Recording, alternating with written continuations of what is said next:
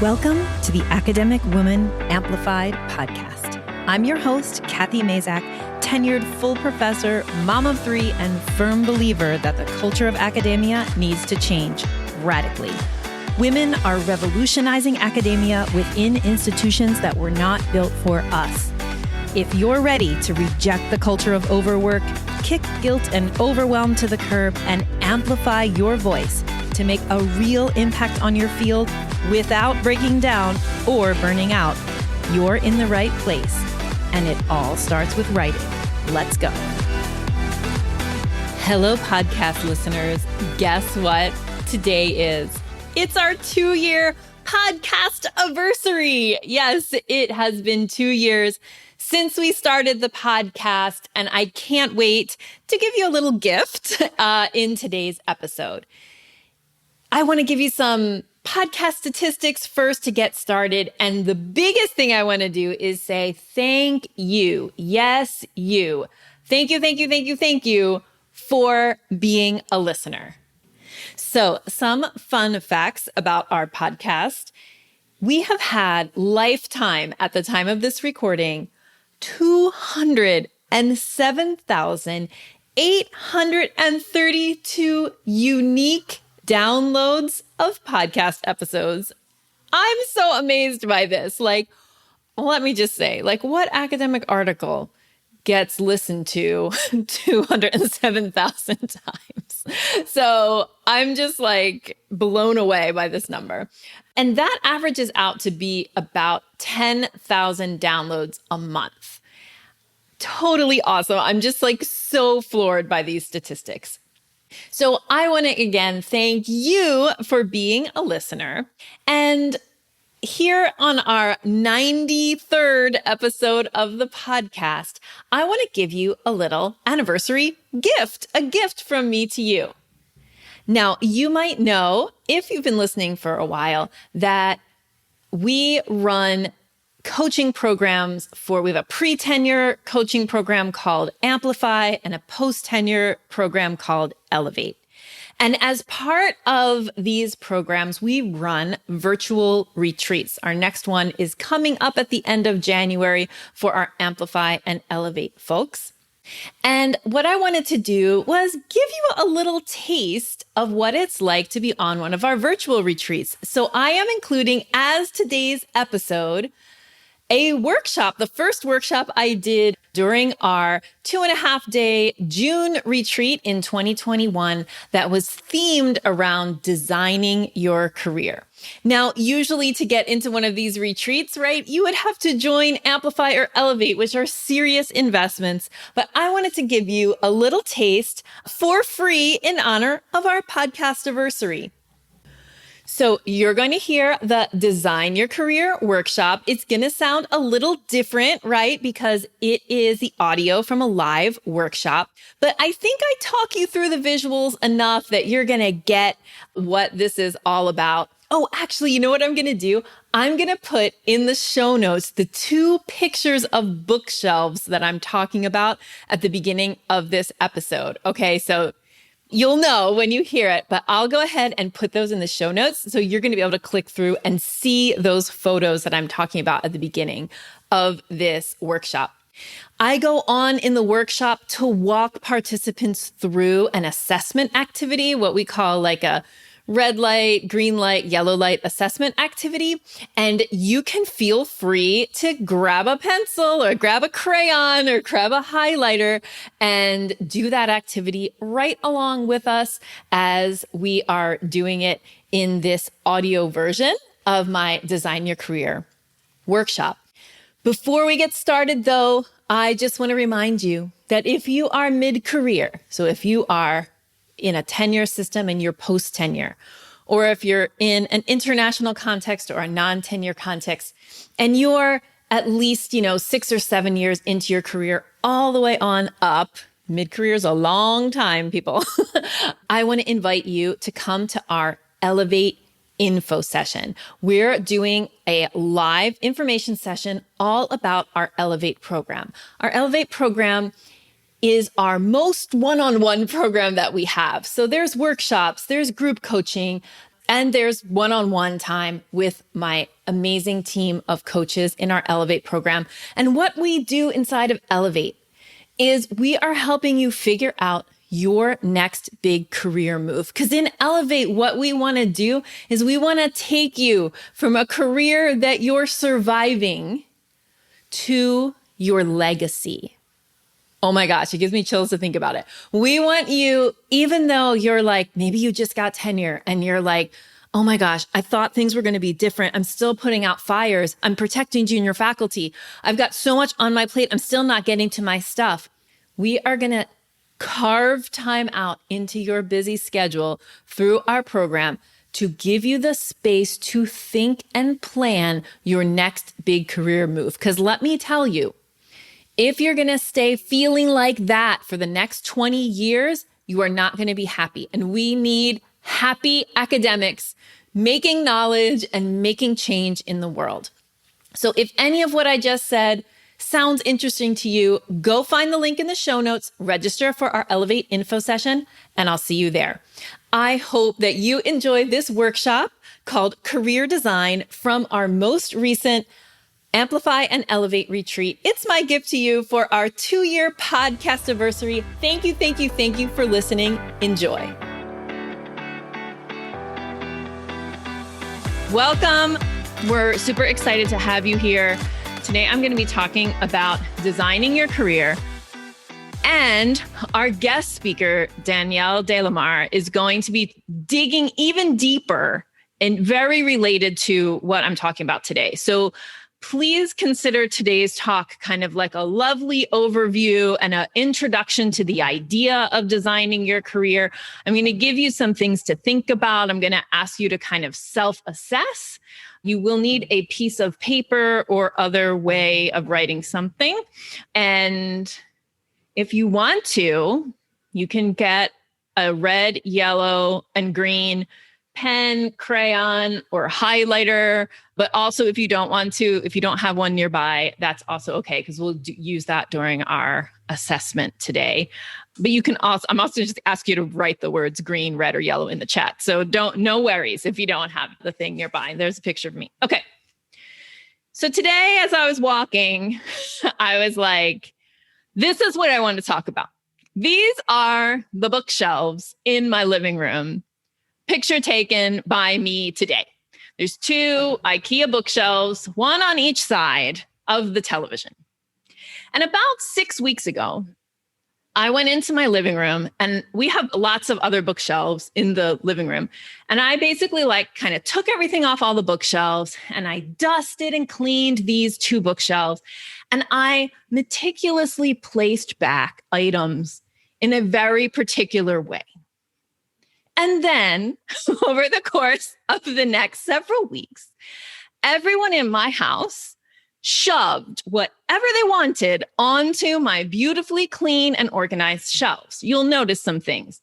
This is actually a piece of trash because it was from the packaging of something, and it's stuck up on there. These are the plastic fake flower leaves because my daughter, for her 8th grade graduation, she decorated her cap with daisies on the outside. So those are the fake leaves for that without even the daisies. We got Lego sets. See, this is a thing to make mofongo. It's like a mortar and pestle, like a Puerto Rican mortar and pestle, beautifully carved out of wood. It's just shoved back there. The Legos got shoved in front of it. Over here, there's this beautiful bowl that a professor from University of Arizona gave me that's created by indigenous people on the Navajo reservation. This beautiful bowl that I wanted to feature. And it just got shoved over, and the 3 kings thing, the 3 kings are facing the side of the thing. And there's, I don't even know, this is a smock for painting. These really ugly dolls, not mine, don't want to display them, yet there they are. Books, this is our collection of Spanish books, kids' books that are just all now falling over with a train thing stuck on. It's a whole holy mess. And this is what I want. This is what I want. Before this, they were the best approximation of this beautiful bookshelf that I could create. So the metaphor we're using here with the bookshelf, this bookshelf is designed, right? All of the items on this bookshelf are purposely placed in an artful way with purposeful space between things. Some things are standing up, some things are on their sides to give visual appeal and aesthetic pleasure to people who are looking at this. This is not designed, right? This is everybody just came in and shoved stuff there. So the purpose here we are thinking about is what I want for you and what we're talking about today is creating a designed career, okay? A career like this bookshelf, where you have carefully thought about in advance and made choices about where things go on the shelves, right? However, real life of academia leads to this, which is that people come along and shove crap onto the shelves, right? And it's your chair shoves something there. Your grad student wants you to read something, so that goes on there. And like before long, the shelves are no longer designed. Okay, so today we're going to be talking about this process of intentionality, of setting up a career for yourself that is pleasing and beautiful and what you want it to be, not what everybody else is like using your career for. Okay, so here are some of the problems that we face through the career. Heidi, thank you for I just saw the chat that this is a good metaphor. I'm glad that that you like this metaphor. It hit me on my walk today. So here's the problem, right, with academic careers. There's a giant snowball effect. We put out fires, we react to things, we feel helpless, so much that we feel like our career is not in our hands. And that snowballs. The more things get kind of like shoved onto our plate, the worse it gets, because like the more things we have to do, the less time we have for design. And our thoughts say to ourselves, I'd love to change this, but there's nothing I can do because you've been living that way so long, right? Another problem is that because we don't have this time to design, or we don't take the time to design, our default is to react to things, right? It's like my kids in the living room, and my husband too, like that he is the worst offender of this. He needs some place to put, I don't know, what are we putting on here? I'm sure that my husband put this up here because nobody else can reach that.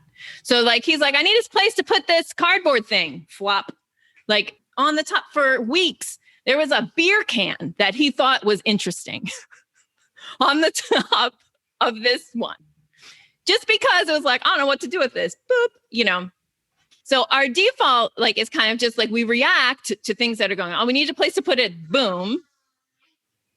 And we're always reacting, right? So we never feel like we get ahead. We never feel like we can be strategic, or since we don't feel like we have time, we don't feel like we have control, which is my next slide. We don't feel like we have space. We are a lot of times just reacting, right? You're like, you're like a tennis player and the ball machine is shooting at you and you're just like, boom, boom, boom, trying to like not let the balls pass. And that doesn't give you time to be strategic, right?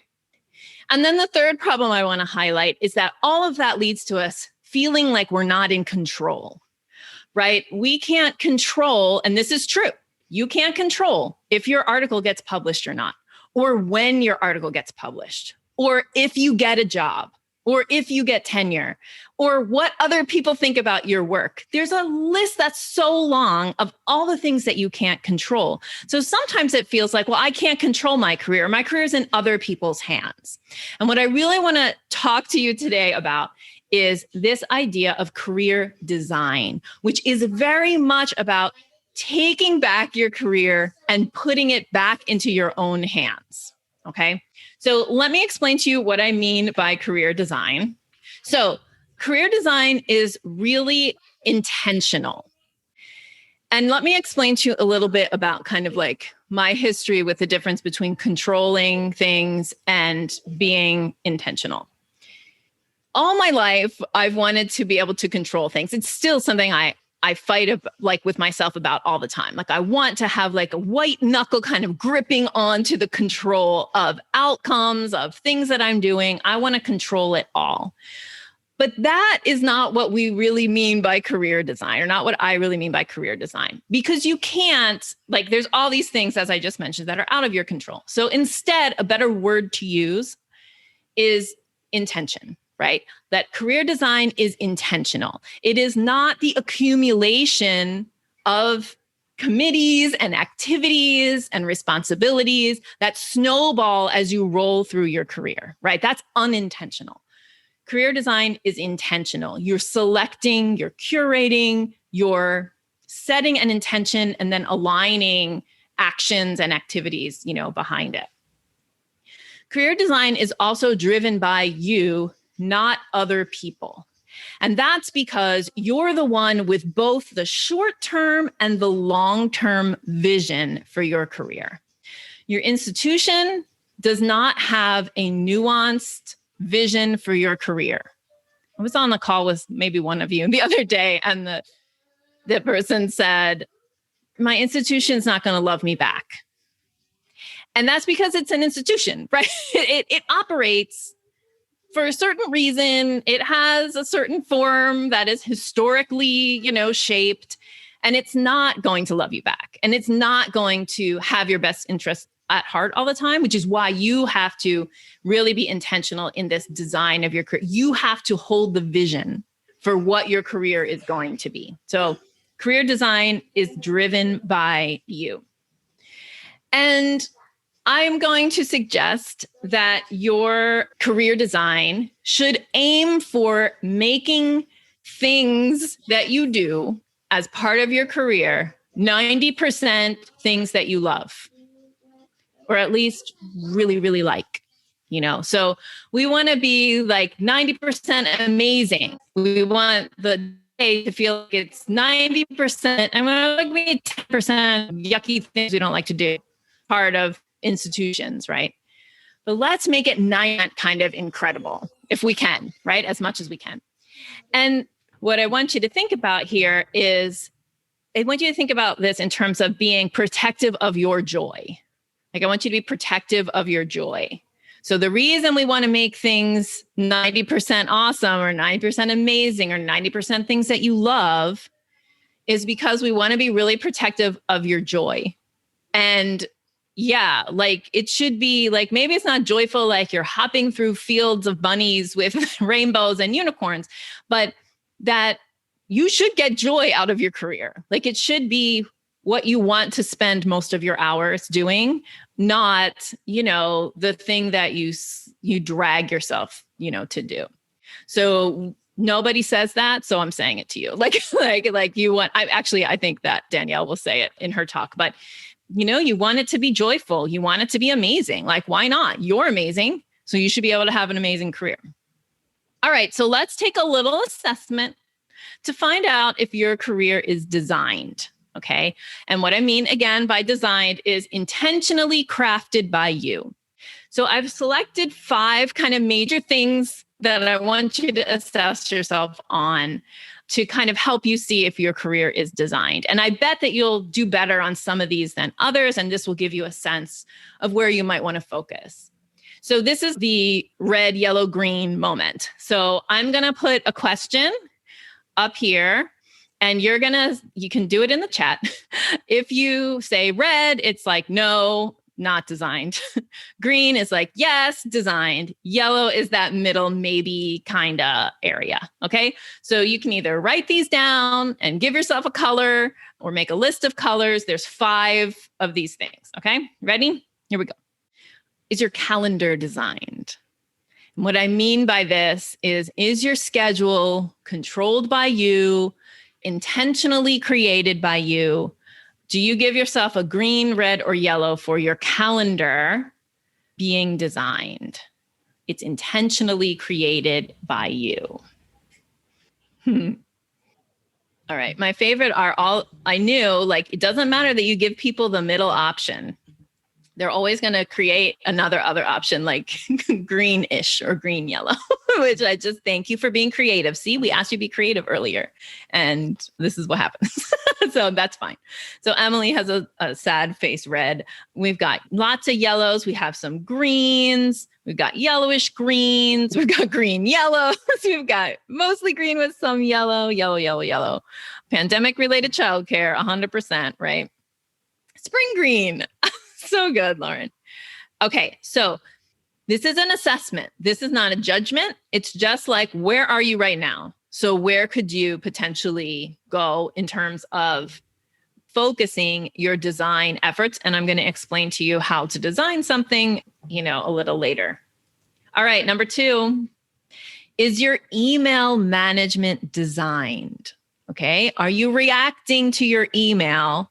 Or are you intentionally have a system or a process or even some kind of boundaries around your email time? We got a lot of reds in this one. We got some greens. Well, we're real mixed here, but we've got a lot of capital letter reds. Orangey red, green, yellow. Red with green attempts. I love that, Carson. I just ignore it. He's like, I just ignore it when I want to. Yes. Yellow with green moments. Okay, so again, this is an assessment. This is not, we're not judging anybody on this. And one of the things about career design is that we're definitely talking about big picture, and we're about to transition into more big picture questions. But really what makes your career feel designed is that some of these smaller, not small, because they permeate through everything. But what seem to be simpler things like having control of your calendar or your email, they're not simple. But, when you have those things kind of buttoned up, you feel more of that intentionality. So they're important. It's important. All right. The next one is your writing system designed. So, like you get a green if you have a regular writing system or your normal time to write. You are in touch with your systems and processes. We got a lot of yellows. Oh, thank you, Sylvie. Right now it's green. Oh, if I have it, yes, Lindsay. So what if I have it, but I don't always use it? Yeah. So that's probably yellow. One of the things we're going to be adding to the Amplify program when we refresh the content in the fall is talking about this. Like I know what to do, but I need to figure out how to do it like either consistently or recover when I get off track. We're calling it resilient writing. So we have green, we have greenish, we have red. Seasonal is seasonal, right? It depends. It goes back and forth for some people. We're working on it. Yes, it's all a work in progress. Absolutely. All right. So is your pipeline designed? Now, what I mean by a designed pipeline is it's curated. We're not just publishing anything. We have a strategy. We know who our target audience is. We know who our target journals are, right? Okay, we got some yellows. We've got some reds. We got some greens. We have also finally greens. Okay, great. And yes, the Navigate module should help. That's the point, right? That's what we want. Awesome. Okay. So again, like this is just like, all right, what do we need to focus on or work on or think about? The reason I wanted to say some of these things at the beginning of the retreat is because you get a whole 2.5 days that you are just like thinking about your writing and your career. And so if you need to use co-writing sessions, for example, during the retreat, or even breaks during the retreat to think about some of these things, then you should absolutely do that. And then finally, is your path to promotion designed? And I left it this way because I know we're a real kind of mixed group. We have some people who are getting ready for tenure, some people who are getting ready for full. We have some people who maybe are getting ready to go from adjuncting into a tenure track line or into a postdoc. So is your path to promotion designed? Okay, great. So this is like more, right, this big picture question. All right, again, just going to emphasize, this is an assessment. This is for you to get in touch with these things for yourself. Natalie says, I have no idea how to get there, but it feels like a total wild card. So red. Yeah. So Natalie, that's exactly what we're talking about, right? that it feels like it's a crapshoot, right? Like whether you get tenure is a crapshoot or whether you get the next promotion is a crapshoot. And so it's true that the criteria are unclear. It's true that some people have a lot more publications or service or whatever than other people, but both of them have gotten promoted. Like all of those things are true.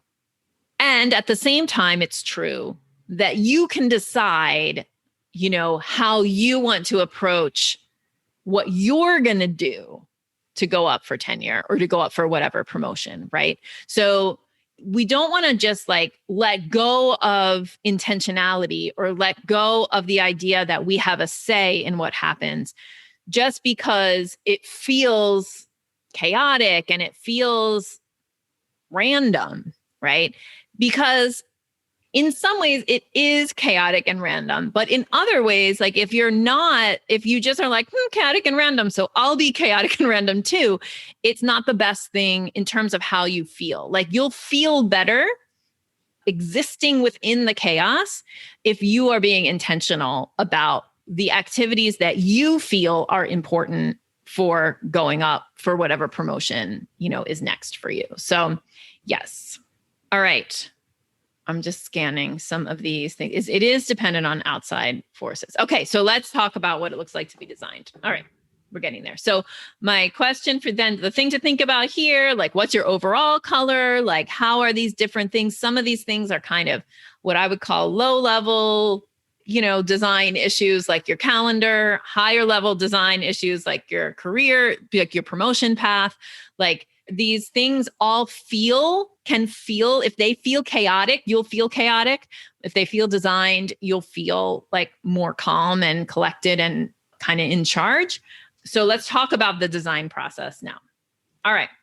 So this is very simple in terms of a process. And there's just 3 steps. And I did not have time to make them into a diagram. But if I did, the diagram would look like a circle with arrows going round and around with set intention, take action, reflect, and revise. Set intention, take action, reflect, and revise, all like building on each other all the time. So the color math hurts my head. Yeah, it's not, don't worry. Oh, Jelena says, objectively it's yellow, but why does it feel so intensely red? Okay, so that's a great question to ask yourself, right? It's like if you just assessed yourself and most of these things you got it yellow, but dang, it feels like every day I'm being pulled in 1,000 directions still, then you need to look at, okay, what is the thing? Maybe one of those yellows really needs to turn green. And when that happens, everything else will click. Like a lot of times for people, it's the calendar. It's about really designing your calendar and being proactive about how the calendar works and how things get scheduled for you. That can help. Or the pipeline, like your pipeline's overloaded with stuff and it doesn't feel curated. And if you fixed that, then the other stuff would feel better. All right, cool. So let's keep talking about this. These are great questions and great observations, which is what we're trying to do, right? We're really trying to observe these things and get to the bottom of where could we take some actions, to feel better. So design process is set intention, take action, reflect, and revise. So let's dig into setting intention.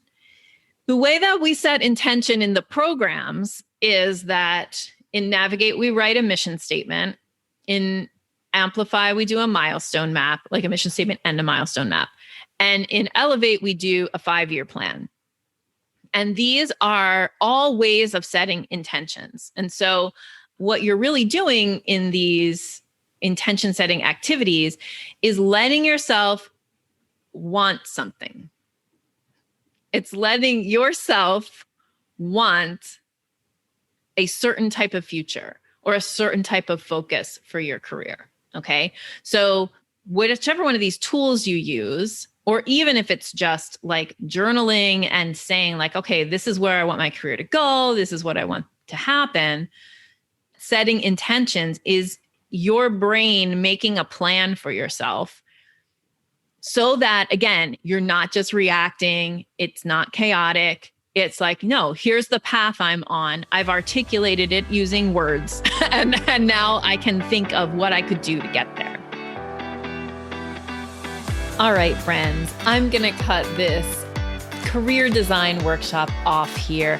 I really hope that you enjoyed really getting a little insider's peek at the kind of things we do on our Amplify and Elevate writing retreats.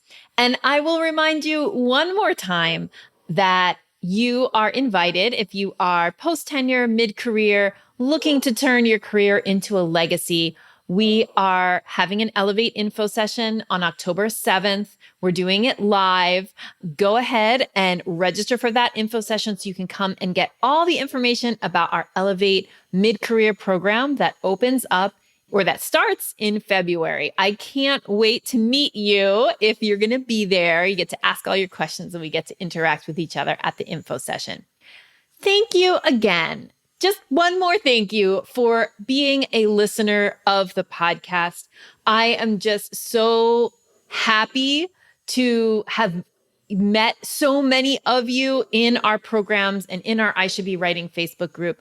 And I really, really appreciate you listening to this podcast. Happy podcast-iversary. I'm so honored that you spent your valuable time listening to this episode. Thank you. Before I go, I want to ask you, do you have an almost done article languishing in a virtual drawer? How about a new writing project that you just haven't been able to make the time to start yet? How about a piece of writing in the messy middle that you need to revive? Well, I've got the solution for you. Writing Sprint Blueprint. The Writing Sprint Blueprint is a powerful productivity tool for overwhelmed academics who want to get stalled out publications out of their pipelines and into the world. And it's only $27. And when you grab Writing Sprint Blueprint, you'll get my private motivational podcast feed called Stick to the Plan. It's 10 mini episodes of around a minute each that you can listen to right from your favorite podcast app to motivate you during your writing sprint. So what are you waiting for? Follow the link in the show notes to get Writing Sprint Blueprint today. I'll see you inside.